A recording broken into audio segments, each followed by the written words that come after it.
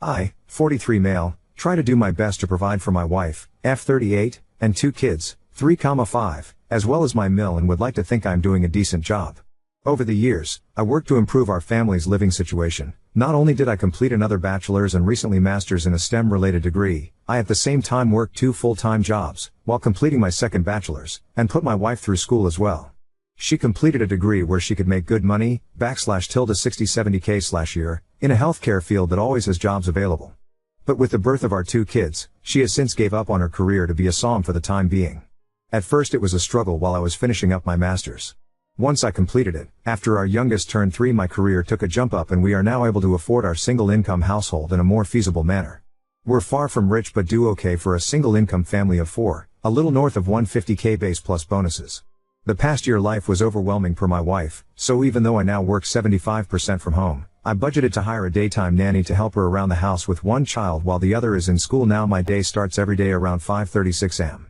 I get the house ready for the day before the nanny comes at 8 am. I get our oldest up and ready for school, breakfast made, and plan out my day, bring our oldest to drop off, and be home in time to let the nanny in. My most recent task at work has me grounded for the next 2 months, meaning I am now 100% WFH. While this is nice, I am busy in meetings all day as my role manages teams on a global scale as I oversee projects for my industry. For the past 1.5 months, I realized my wife, as much as she says her life is stressful at home, starts at 10 am. I asked my mill and nanny if this was always the case after a week or so of WFH, and they both responded more or less. Sometimes earlier, sometimes later. My wife literally wakes up and cooks and then scrolls through her phone or shops from home.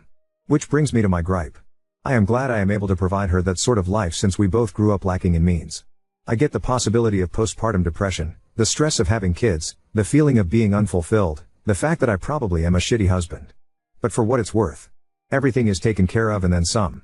I manage the house's finances. She claims she was too busy to do so, pay all the household bills. I pay my own personal bills. I pay her bills, track and perform all the upkeep of our house appliances /cars /pets etc. And I also help pay for my mill's medical bills and car note, but apparently my life is on easy street compared to hers. I can't decompress to her because it seems like she always feels the need to one-up me. I had a bad day. But she had it worse cause I'm lucky I got to go away and work. My feet hurt from walking all day during work travel, which is nothing compared to her standing and cooking with a child clinging to her. For the past 2 or so years, I've been told I ruined her life, her opportunities, etc. But when I reminded her of what she says, she denies and dodges accountability.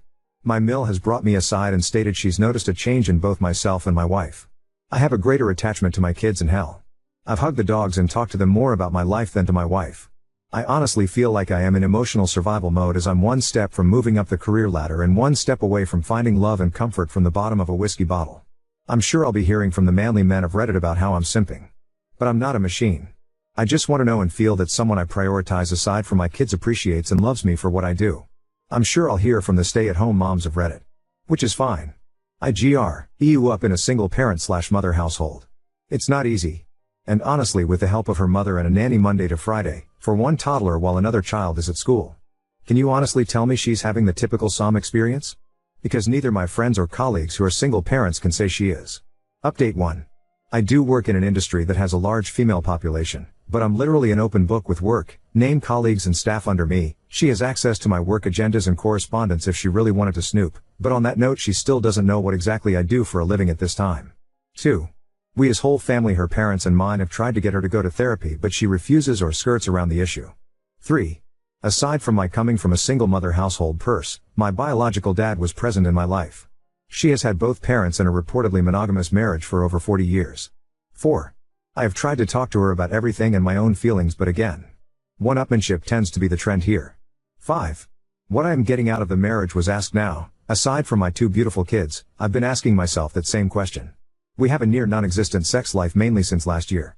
I always figured maybe it's part of depression or whatever she may be going through. Maybe I'm just not attractive enough or just horrible in bed because of my health conditions.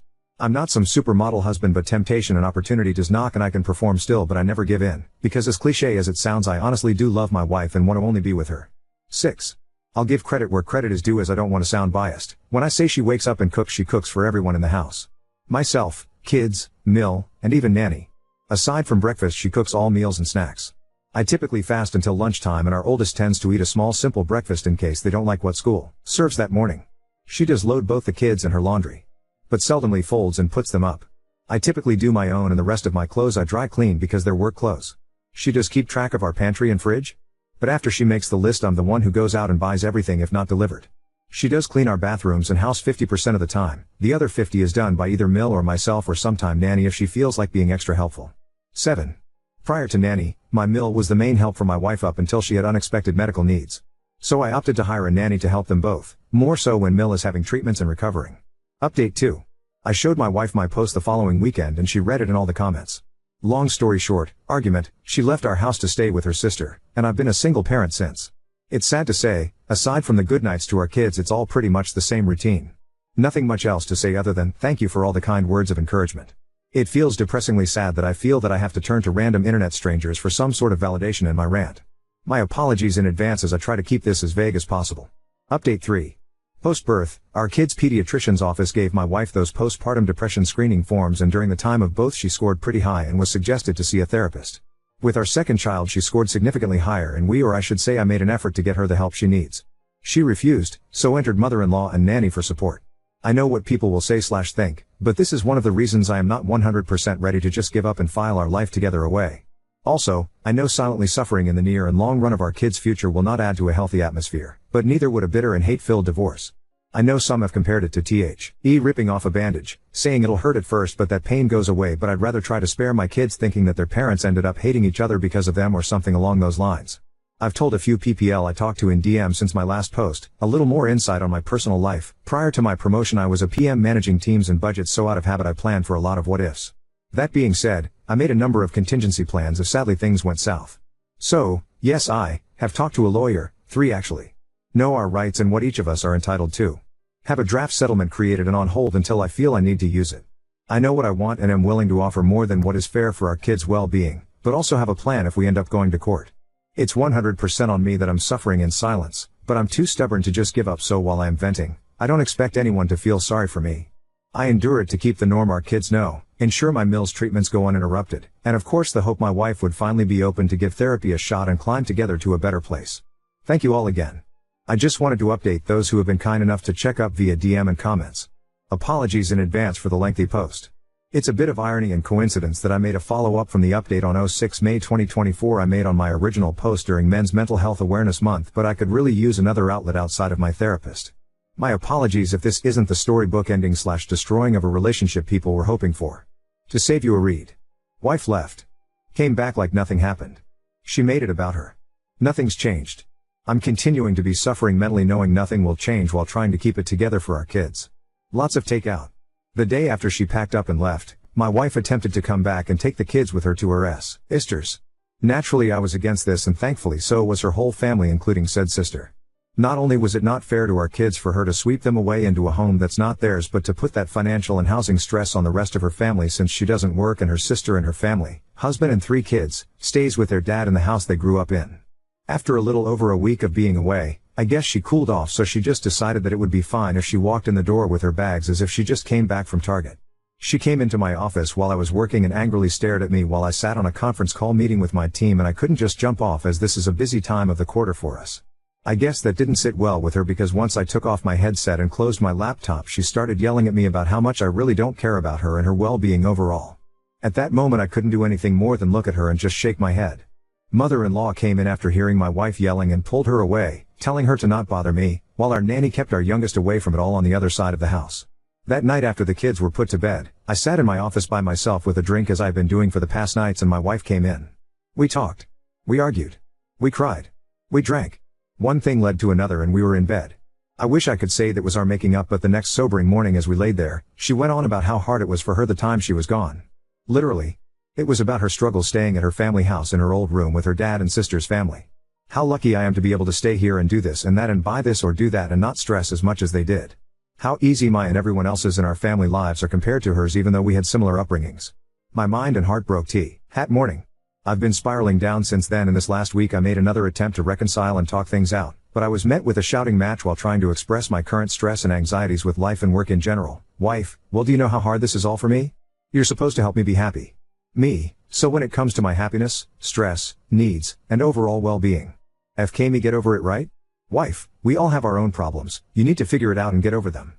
I don't know who the woman I am at home with is, but that wasn't the woman I married and vowed to spend my life with and raise our kids together.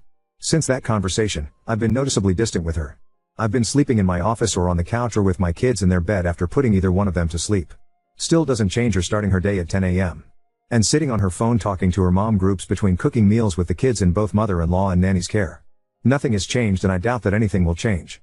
Sadly, I think even if we got a divorce, nothing would change or feel different anyway, since during my wife's leaving the days seemed like any other day except with a little more takeout than usual. My main fear there isn't that I wouldn't just lose my wife, I'd lose my kids in the process. So I guess it's sad to say the grand finale to my story with, like a lot of men and some women I've talked to here, I'll just continue to smile and suffer in silence. Edit, now deleted comment history found by a commenter. From his comment history, I've been struggling with Ed in my later 30s early 40s, for a while I thought I had low testosterone or it was due to my health. I got healthier, lost the weight, lowered my blood pressure, got off the meds, and when that didn't work I got consultations from a few urologists and endocrinologists. I did test for low T. So I got on hormone therapy. It somewhat worked. But a few of the urologists highly suspect I have a penile venous leak.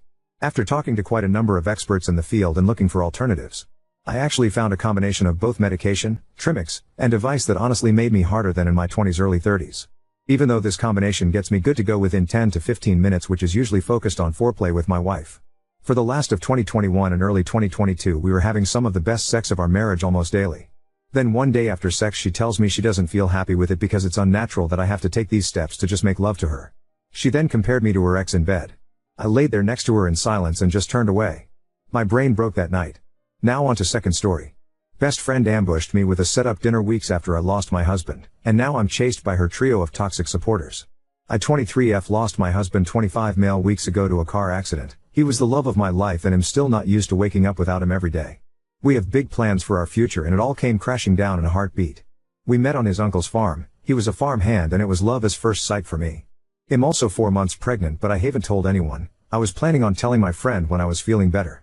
My best friend Lee 24F has been my shoulder to cry on during this time. She helped me with his funeral and anything else I needed as a MC with my bio family story for another time. She is currently dating Barry 24M. They usually hang out in a trio with Liam 24M. When I first met Liam he hit on me hard, tried everything as in would try and compare himself with my husband, say weird things like our kids would be cuter than if you had kids with my husband.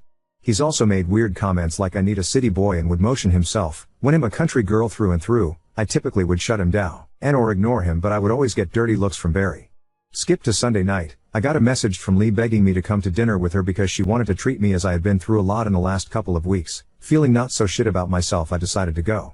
When I arrived she wasn't there, so I texted her asking how long she would be and she told me 5 minutes. She's just running late and is around the corner, so I'd sat down and ordered a drink. Now 5 minutes comes and she's still not there, so I gave her the benefit of the doubt and waited another 5. When I'm about call her, Liam comes rushing over and gives his apologies for being late. I asked him what's he doing here because I'm waiting for Lee and it was a 2-chair table. He smiles at me and grabs my hand. I ripped it off of him and he just says, oh, I asked Lee to set us up. Now that husband's name isn't a problem, we can finally get to know each other. He looks so cringy and I'm telling you I was floored. I stood up and told him that I wasn't interested and I certainly don't give a flying fuck about getting to know him, and that I just lost my husband without a word of a lie. This man stands up and said, I know you're being overly emotional right now, so we'll forgive you for that. Sit down with me. I'm not saying we have to have sex straight away or anything. I was disgusted. I shoved past him and went home as fast as I could. When I did get home, Lee messaged me, Sue, how was dinner, with a smirk emoji. I called her and when she answered I didn't let her get a word and I yelled at her, asked her how she has the audacity to do something like this weeks after I just lost my husband when she's been the one to hold me together this whole time. I asked her what fucking game was she playing and that the only reason I wanted to meet tonight with her was to tell her I'm pregnant. I just hung up on her and texted her I need time and don't want to be contacted by her for the time being. Last night Barry came to my house and asked to talk. I said no and that if he didn't leave I'd call the police. He told me that I broke Lay's heart and that I deeply hurt Liam. When now is an even better time to get to know Liam because he could raise my child with me. I opened my door, which Barry took as I wanted to talk. Instead I hit him with my shoes and chased him to his car screaming. I'm actually embarrassed I did that. All day today I'm being flooded with messages from friends and the trio themselves shaming me for pushing the people who care about me the most away and that they don't even recognize the person I've become. The only thing that hurts me most is that my husband would know what to do. He would tell me how to fix it and now I have no one who I can talk to. I'm just so numb inside. I have a therapy appointment tomorrow, but I'm thinking of calling my husband's mom even though we've barely spoken since the funeral. Any advice is appreciated. Update 1. I called my Mill Louise. After making the post I thought that I needed to tell her about baby because just like some of you said, she is overjoyed about the news. She didn't answer my call but instead drove straight over to my house. I honestly didn't know what to say to her, but we just hugged and cried all night. I didn't have the best delivery about how I am pregnant, probably due to all the crying, but she just light up and was so happy. It's the first time I've seen her be this happy in all the time I've known her, so at least I have some support. My Phil came over when he finished work after Mill told him he needed to come to my house and he was too overjoyed about becoming a pop. Louise offered to have the baby and I move in and I agreed. She said that I can sleep in my husband's old room, which was a little bittersweet. When I told her what was going on with Liam and Barry, she was furious and told me not to worry about it because they, Mill and Phil have my back. After a lot of even more crying, Phil told me that my husband would be so happy to have this baby grow up on a farm like my husband did. Overall, our conversations last night was something I needed. Now I'm just going to answer some comments. 1. No, this isn't fake, and if you choose to believe that, then that's fine, but don't be dragging my husband when you don't even know him. Liam didn't kill my husband. It was a car accident and my husband died on impact. Nothing crazy went on, it's just awful, but it's as simply as that. 2. Lee was my friend for a long time. She was genuinely there for me when I went NC with my parents and I thought she was a decent friend. Now knowing the truth, there is many things I can think of that she did that are red flags. Personally, I think I ignored them because I have never been close to anyone like that other than my husband. 3. Liam is a loser, and from my chat with Barry I learned that he's always had feelings for me and he's never given up because apparently he's my type. He isn't and never will be. 4. Yes, I ordered a drink. I didn't think I needed to disclose that I ordered a lemonade. It was simply a soda, nothing wild. I know I'm pregnant and I'd never do anything silly. 5. I'm not magically pregnant. My husband and I both wanted children young and were trying for about a year. We just didn't disclose that we were trying because my husband and I think it's weird telling people, oh, we're having sex an extra amount. I don't know, but my husband and I are very private people and kept a lot of it that way. And as for the trio, I've blocked them. None of my family are reaching out because they simply don't know me anymore. The only friends who are reaching out are mutuals of either Lee, Barry and one of Liam's other friends. I was confused on if I what an asshole because I just left Liam standing there and yelled at Lee. I was so upset. I was confused on the entire thing, but thank you all and I will update on what happens because I know Liam will not give up until he's in jail. I seriously hope it doesn't come to that, but the fact he drove past my house twice is uneasy, so I'm hopeful the move to husband's parents' farm will have my baby and myself on a better path.